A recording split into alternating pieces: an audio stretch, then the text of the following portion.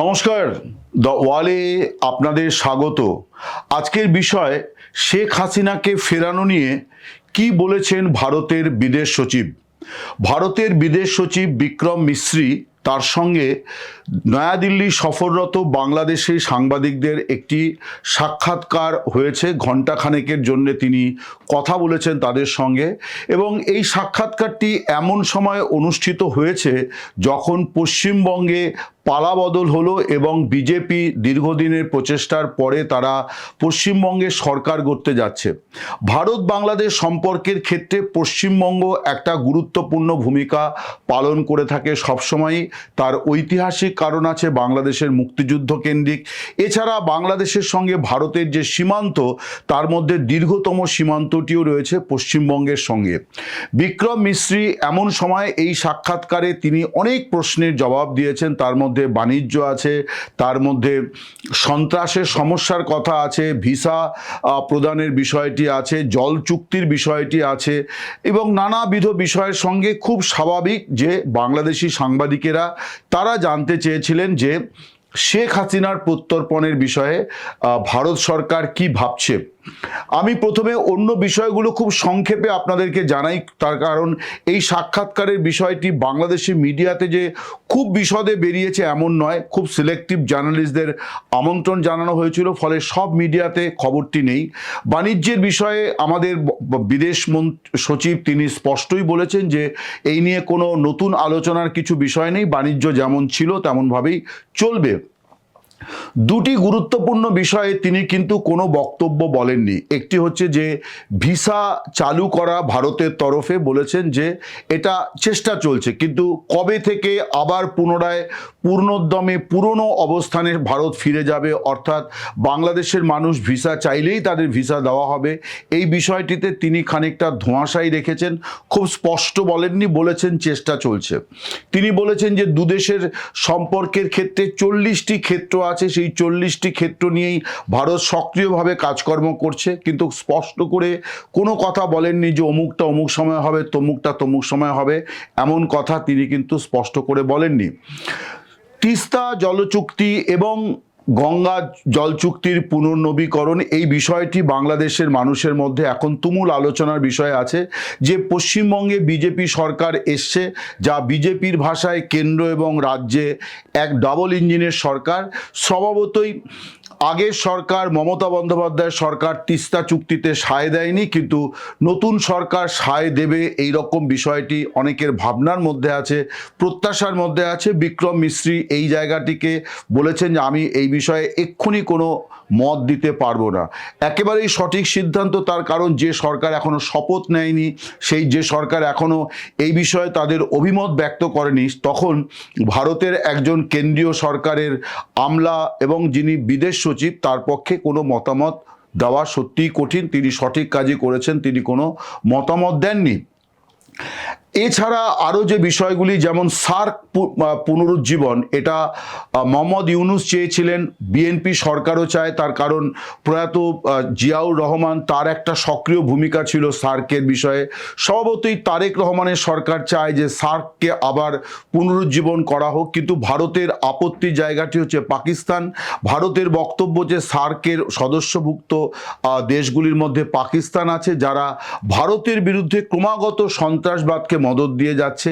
এই রকম একটি দেশের সঙ্গে কাজ করা ভারতের পক্ষে সহজ নয়। সেই কারণেই ভারত সার্কের বিকল্প হিসেবে বিমস্টেককে আরও বেশি গুরুত্ব দিতে চায়। এবং পররাষ্ট্র সচিব কথাও স্মরণ করিয়ে দিয়েছেন বাংলাদেশে আমাদের বন্ধুদের যে বিমস্টেকের এই মুহূর্তে সভাপতির দায়িত্বে রয়েছে বাংলাদেশ, ফলে তারা এই বিষয়ে যদি নতুন করে উদ্যোগ নেয় তাহলে ভারত অবশ্যই তার পাশে থাকবে, কিন্তু সার্কের বিষয়ে ভারত মোটেই উৎসাহী নয়। ফলে একটি স্পষ্ট বার্তা বাংলাদেশি সাংবাদিকেরা, তারা নয়াদিল্লিতে যারা এসেছিলেন, তারা পেয়েছেন যে সার্কের ব্যাপারে বিএনপি সরকারের সঙ্গে নরেন্দ্র মোদী সরকারের, তারেক রহমানের সরকারের সঙ্গে নরেন্দ্র মোদী সরকারের বনিবনা হবে না। এবারে আসি যে ঘুরে ফিরে আমি দেখছিলাম বাংলাদেশের একটি মিডিয়াতে লেখা হয়েছে যে একাধিকবার বাংলাদেশের সাংবাদিকেরা শেখ হাসিনার প্রত্যর্পণের বিষয়টি উত্থাপন করেছেন বা শেখ হাসিনাকে ফিরিয়ে দেওয়ার প্রসঙ্গটি উত্থাপন করেছেন। আমরা সকলেই জানি যে গত বছর 17 নভেম্বর শেখ হাসিনাকে ঢাকার আন্তর্জাতিক অপরাধ ট্রাইব্যুনাল তাকে মৃত্যুদণ্ডের সাজা দিয়েছে এবং আরও অন্যান্য সাজা তার সঙ্গে আছে। এছাড়া আরও বেশ কয়েকজনের গুরুতর সাজা ইতিমধ্যে হয়েছে। বাংলাদেশের আওয়ামী লীগের বহু নেতা কর্মী, সাধারণ কর্মী, সাবেক মন্ত্রী, সাবেক সাংসদ তারাও দেশ ছাড়া, তাদের অনেকে ভারতে আছেন বলে জানা যায়। শেখ হাসিনা তিনি ভারতে রয়েছেন 5ই আগস্ট 2024 থেকে। বাংলাদেশের সাংবাদিক বন্ধুরা একদম সঠিকভাবেই তাদের দেশের জন্য যেটা গুরুত্বপূর্ণ বিষয় সেটা বারে বারে উত্থাপন করেছেন যে শেখ হাসিনার প্রত্যর্পণের বিষয়টিকে ভারত ঠিক তার অবস্থানটা কি। ভারতের বিদেশ সচিব কিন্তু এই বিষয়ে একটি কথাও বলেননি। বাংলাদেশের কোনো কোনো মিডিয়াতে ভিন্ন কিছু কথা বলা হলেও আমি খোঁজ খবর নিয়ে দায়িত্ব নিয়ে বলছি তিনি বরং এই প্রসঙ্গটা এড়িয়েই গিয়েছেন, তিনি কোনো স্পষ্ট জবাব দেননি। আমার মনে হয় এই স্পষ্ট জবাব না দেওয়ার একটা মুখ্যত কারণ হচ্ছে যে এই ব্যাপারে সত্যি ভারত সরকার এখনো পর্যন্ত কোনো সিদ্ধান্ত কোনো কিছু করেনি। তিনি আবারও সেই পুরনো কথাই বলেছেন যে বিষয়টিকে সবসময় বিবেচনার মধ্যে রাখা হয়েছে। এটা তো স্বাভাবিক যে একটা দেশের আইন ব্যবস্থায়, বিচার ব্যবস্থায় যদি কারো সাজা হয়ে থাকে এবং তিনি যদি আরেকটি দেশে থাকেন তাহলে সেই দেশের পক্ষে সেটা উপেক্ষা করা সম্ভব হবে না।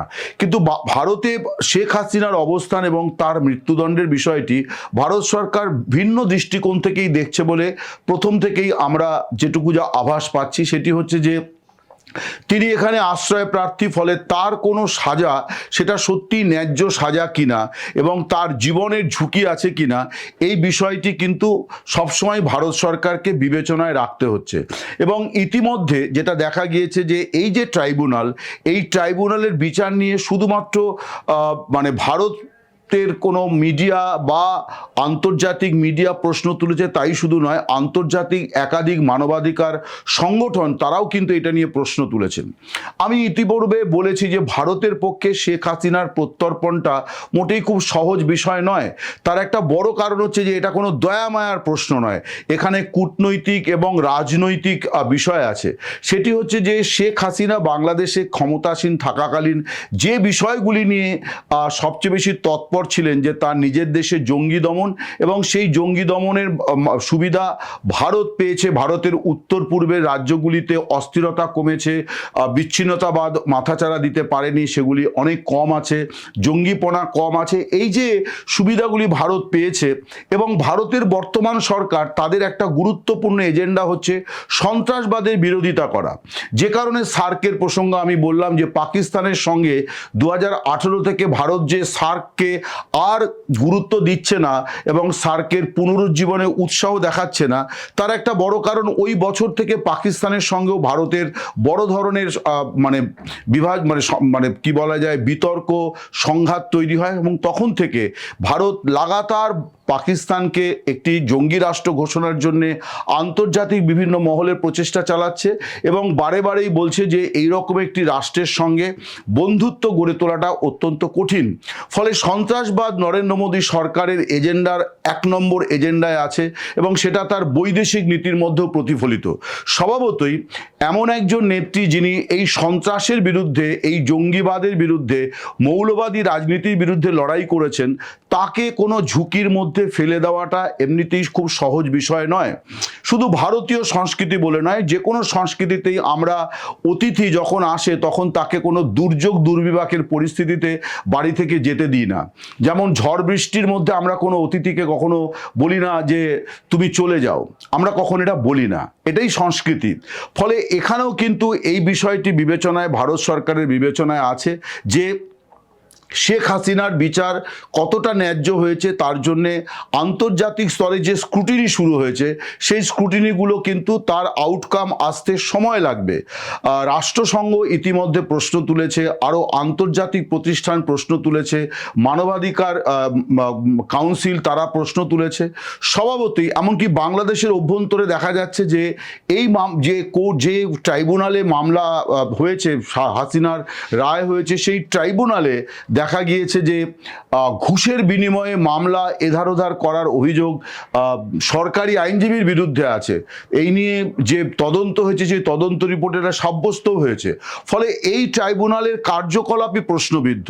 এমন একটা ট্রাইব্যুনাল প্রাক্তন প্রধানমন্ত্রীকে মৃত্যুদণ্ড দেবে এবং সেটাকে গ্রাহ্যতার মধ্যে নিয়ে তাকে ফেরত পাঠিয়ে দেওয়া হবে, এই বিষয়টি খুব সহজ বিষয় নয়। তার কারণ ভারতকেও তার ভবিষ্যৎ রাজনীতি, ভবিষ্যৎ কূটনীতি নিয়ে মাথায় মানে বিবেচনায় রাখতে হয়। আরও একটি বিষয় বাংলাদেশি মিডিয়াতে আছে এবং বিশেষ করে ইউটিউবাররা তারা এই খবরটিকে নিয়ে অনেক বেশি উৎসাহী এবং প্রচুর অনুষ্ঠান হচ্ছে আমি দেখতে পাচ্ছি। আমিও এটা নিয়ে খোঁজ করছিলাম, তার কারণ বাংলাদেশের একটি সংবাদপত্রের সম্পাদক, যিনি অত্যন্ত জনপ্রিয় এবং অত্যন্ত শ্রদ্ধেয় একজন মানুষ, শ্রদ্ধেয় সাংবাদিক, এবং অনেক সময় সাংবাদিকদের, এই ধরনের সাংবাদিকদের সম্পর্কে প্রভাবশালী, ক্ষমতাশালী কথাটাও ব্যবহার করা হয়। তার সম্পর্কে এই কথাগুলো আমাকে বাংলাদেশের অনেক সহকর্মী সাংবাদিক বলেছেন। তিনি খুব প্রভাবশালী, তিনি খুব ক্ষমতাশালী সাংবাদিক। সেই সাংবাদিকের যে কি খবর, যেটি হচ্ছে যে ভারত সরকার শেখ হাসিনাকে দুটি প্রস্তাব দিয়েছে। একটি প্রস্তাব হচ্ছে রিফাইন্ড আওয়ামী লীগ, আরেকটা প্রস্তাব হচ্ছে যে আপনি যদি রিফাইন্ড আওয়ামী লীগ না মানেন তাহলে অনুগ্রহ করে আমাদের এখান থেকে আপনি কাতারে চলে যান। এমন একটাভাবে খবরটি পরিবেশিত হয়েছে। আমি তার প্রতি সম্পূর্ণ শ্রদ্ধা রেখেই বলছি, আমি তার খবর নিয়ে চুলচেরা বিশ্লেষণটা আমার বিষয় ছিল না, কিন্তু জাস্ট মানে প্রয়োজনের জন্য বলছি যে এমনভাবে সেই খবরটি পরিবেশন করা হয়েছে যে যেন কাতারের সঙ্গে ভারত সরকারের এই ব্যাপারে আলাপ আলোচনা অনেক দূর এগিয়ে গিয়েছে এবং কাতারকে বললেই তারা শেখ হাসিনাকে সেখানে তারা আমন্ত্রণ জানাবে। প্রথমত মানে মধ্যপ্রাচ্যের দেশগুলির সঙ্গে শেখ হাসিনার খুব যে খাতিরের সম্পর্ক কোনো কালেই ছিল বলে আমার অন্তত জানা নেই। এটা তো হচ্ছে 1 নম্বর বিষয়। 2 হচ্ছে যে ভারত সরকার তারা কেন শেখ হাসিনাকে অন্য দেশে পাঠাবে। তার কারণ বিএনপি সরকারের সঙ্গে যদি ভারত সরকারের সম্পর্ক গড়তে হয়, শেখ হাসিনাকে ভারতে রেখেই কিন্তু সেটা সম্ভব। তার কারণ অন্য আর 5টা ক্ষেত্রের সঙ্গে এই যে ধরা যাক ইউনূস সরকারের যে 19 মাসের যে সরকার ছিল, তখনও কিন্তু ভারত বাংলাদেশ বাণিজ্য কোনো অংশে কোথাও থেমেছিল না। যেগুলি সমস্যা হচ্ছিল, ভিসা প্রদানের সমস্যা, সেগুলি সম্পূর্ণ ভিন্ন কারণ। বাংলাদেশের অভ্যন্তর থেকে উগ্রবাদী শক্তি যেভাবে ভারত বিরোধী বক্তব্য দিচ্ছিল, তার প্রতিবাদে বা তার প্রতিক্রিয়ায় ভারতের তরফ থেকেও কেউ কেউ একটু উঁচিয়ে খেলেছেন। তারা কেউ আবার বলেছে চট্টগ্রাম দখল নিয়ে নাও, কেউ বলেছে রাজশাহী নিয়ে নাও, কেউ বলেছে খুলনা নিয়ে নাও, যশোর নিয়ে নাও। আমি বলছি এরা ভগ্নাংশ শতাংশ মানুষ, হয়তো ওপারেও তাই, কিন্তু তার প্রেক্ষিতে ভারতের দূতাবাস, বাংলাদেশি দূতাবাসের ওপরে যে হামলার ছোটোখাটো ঘটনাগুলি ঘটেছিল, আমি ছোটোখাটো ঘটনাই বলবো যে তার জন্য এত বড় ভিসা বন্ধ করে দেওয়াটা আমি ব্যক্তিগতভাবে মনে করি যে অনেক বড় সিদ্ধান্ত। অর্থাৎ লঘু ঘটনাতে অনেক বড় সাজার মুখে ফেলা হয়েছে দুদেশের নাগরিকদের। কিন্তু এর সঙ্গে শেখ হাসিনার অবস্থানের কোনো সম্পর্ক নেই। ফলে শেখ হাসিনা তার মতো আছেন, তার বিচার প্রক্রিয়া কোন দিকে যায় আগামী দিনে দেখতে হবে। বিচারের তিনি অনেক রিভিউ করতে পারবেন। ইতিমধ্যে তিনি ট্রাইব্যুনালের কাছে তার আইনজীবী মারফত রিভিউ চেয়েছেন। ট্রাইব্যুনাল এখনো পর্যন্ত সেই চিঠির প্রাপ্তি স্বীকার করছে না। ফলে ভারত সরকারকেও কিন্তু ন্যায্য কতগুলি কারণে অপেক্ষাও করতে হচ্ছে। ফলে আর যে কথাটা আমি বলছিলাম যে কোনো অবস্থাতেই কিন্তু যে তার এই মৃত্যুদণ্ড বহাল থাকা অবস্থায় তাকে বাংলাদেশের হাতে প্রত্যর্পণ করাটাই এটা ভারতের পক্ষে, ভারত সরকারের সরকার শুধু নয়, ভারত রাষ্ট্রের পক্ষেও সেটা কিন্তু খুব অস্বস্তিদায়ক একটি ঘটনা। এই পশ্চিমবঙ্গের এই নির্বাচনের সময়তে কোনো মহল থেকে এই প্রসঙ্গগুলো তোলা হয়েছিল যে শেখ হাসিনা কোন ক্যাপাসিটিতে ভারতে আছে যখন বিজেপি অনুপ্রবেশের সমস্যাটি তুলেছে। আমি আপনাদের বলি যে বিজেপির নেতৃত্ব তারা কিন্তু শেখ হাসিনার ব্যাপারে কখনোই এই দুটোকে জড়াননি। তারা বারেবারেই বলেছেন যে শেখ হাসিনা তিনি বঙ্গবন্ধু শেখ মুজিবুর রহমানের কন্যা, বাংলাদেশের 5 বারের প্রধানমন্ত্রী এবং তিনি আওয়ামী লীগের সভানেত্রী, স্বভাবতই তাকে ভারত আশ্রয় দিয়েছে এবং বিজেপি দল সেই সিদ্ধান্তকে সমর্থন করে। তাই শুধু নয়, ভারতের সংসদে যে দলগুলি আছে, প্রথম সারির দলগুলি, তারা সকলেই কিন্তু ভারত সরকারের এই সিদ্ধান্তকে সমর্থন জানিয়েছে। ফলে ভারত সরকারকে কোনো ভিন্ন সিদ্ধান্ত করতে হলেও কিন্তু সংসদে ফিরতে হবে, সব দলের সঙ্গে আলোচনা করতে হবে। সেই কারণেই সম্ভবত বিক্রম মিস্ত্রি আরও একবার বলে দিয়েছেন যে শেখ হাসিনার প্রত্যর্পণের বিষয়টিতে তিনি খানিকটা নীরব থেকেছেন এবং যেটুকু যা বলার সেটি হচ্ছে যে এটা আন্ডার কনসিডারেশন। এটা বলতেই হয়, তার কারণ একটি দেশের বিচারালয়ের কোনো রায়কে কখনো আরেকটি দেশের কোনো আমলার পক্ষে উপেক্ষা করা সম্ভব না। তাই বলা হয়েছে এটি বিচারাধীন বিষয়, এটি ভারত সরকার বিচার বিশ্লেষণ করছে।